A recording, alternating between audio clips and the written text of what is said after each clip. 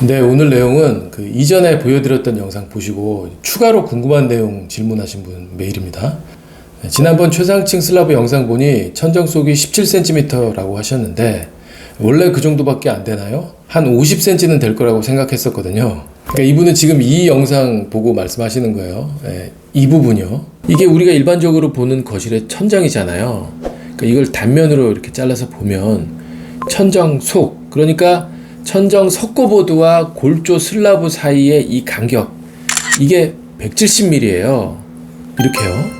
네, 근데 이분은 50cm쯤 될 거라고 말씀하셨잖아요. 그러니까 이게 생각보다 되게 얇다, 뭐 이제 이 얘기인데, 어떤 분은 저 안에 공간이 있었어? 라고 하시는 분도 있어요. 그러니까 이제 실제로 옛날 아파트인 경우에 천정 속 공간이 없는, 그러니까 콘크리트 슬라브에 바로 그냥 도배지를 붙였던 뭐 이런 경우도 사실 있었거든요. 그러니까 그분 생각에는 천정 속 공간이라는 거가 이제 없었던 뭐 이런 생각이셨던 거죠. 뭐 그러니까 다들 다양하게 오해하고 계신 거예요. 뭐 계속해서 이분 내용 좀 더 보면 전기선은 다 콘크리트 슬라브 속에 매립이 된다고 했는데, 그렇다면 그 17cm 공간이 굳이 왜 필요한가요? 이거 없으면 천장이 더 높일 수도 있지 않을까요? 라고 하신 거예요. 그러니까 천장 속에 뭐가 있는지 궁금하기도 하고, 그거 뭐 전기선처럼 슬라브 속에 다 넣거나 아니면 뭐 없애거나 뭐 이러면 안 되냐, 이제 이런 내용인데, 이런 원론적인 질문 좋습니다. 그러니까 뭐 일반인 분들 입장에서 이런 건 좀 추가로 설명이 필요하겠네 뭐 하는 이런 것들, 이런 게 있거든요. 그러니까 오늘 천정 속에 도대체 뭐가 있는지 해결하러 가시죠.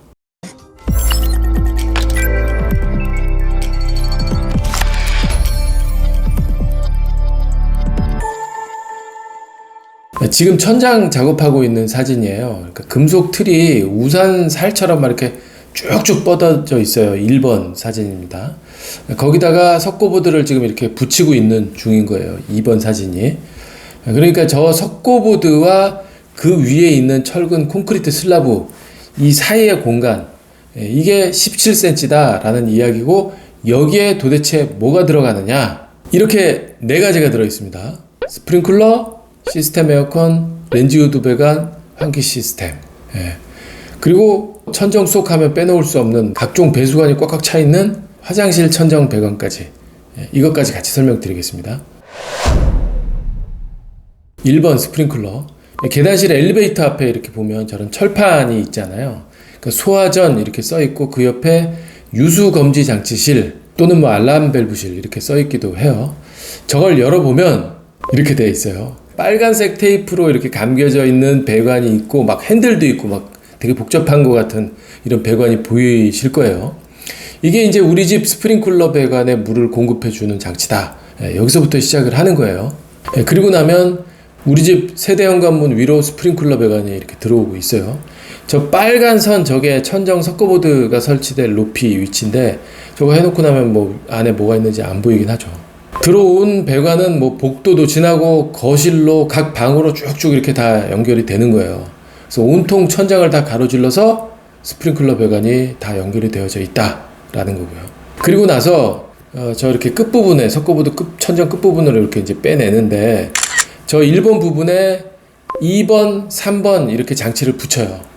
석고보드 뜯어서 보면 이렇게 생겼어요. 이렇게 다 붙이고 나면 물이 쫙 분사가 돼서 화재를 진압해 줄 수 있는 이런 장치인 거죠.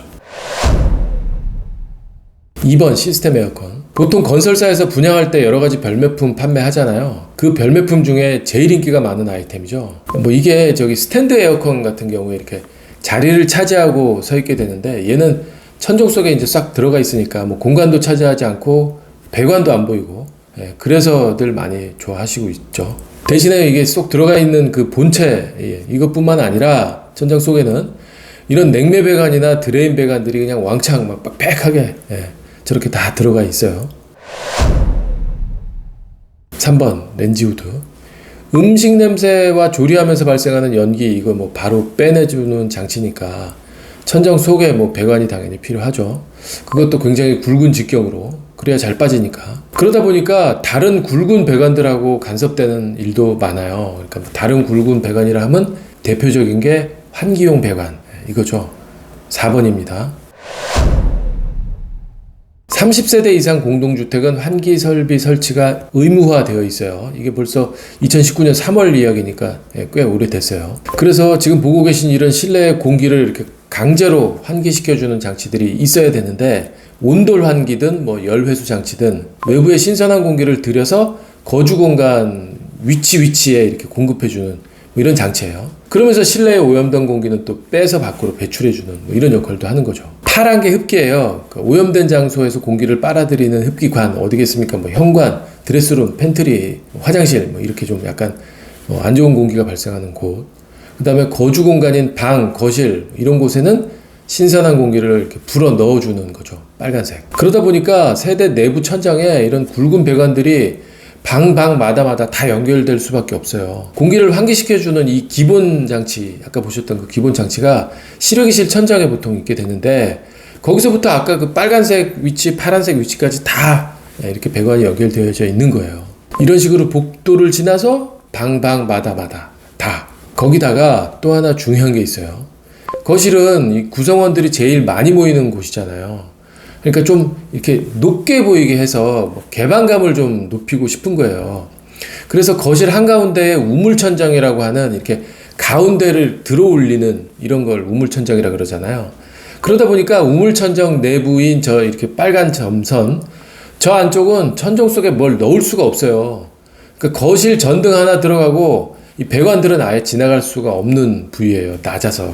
우물천정을 보통 10cm나 뭐 많게는 15cm 정도 이렇게 들거든요. 그렇게 올려서 최대한 짜투리 공간 없이 뭐 알뜰하게 아껴 쓰자 이거죠. 그러니까 아무리 배관이 많이 지나가도 우물천장 쪽으로는 못 가고 바깥쪽으로 다 빼야 되는 거죠.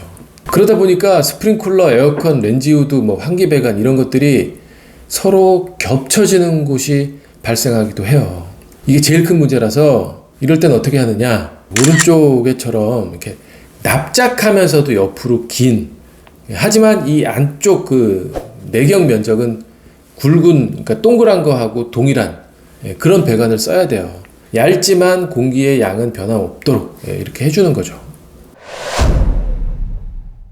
마지막 화장실 천정인데, 화장실은 보통 이렇게 변기, 세면기, 바닥 배수, 욕조 이렇게 이제 4종류의 배관이 있는 곳이잖아요. 이 배관은 우리 밑에 집 천정 속으로 내려가서 흘러가는 겁니다. 이렇게요.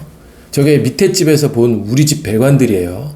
배수관만 있는 게 아니죠. 욕실에서의 오염된 공기를 빼내는 욕실 팬도 있어야 돼요. 그 배관도 당연히 따라져서 있는 거고요.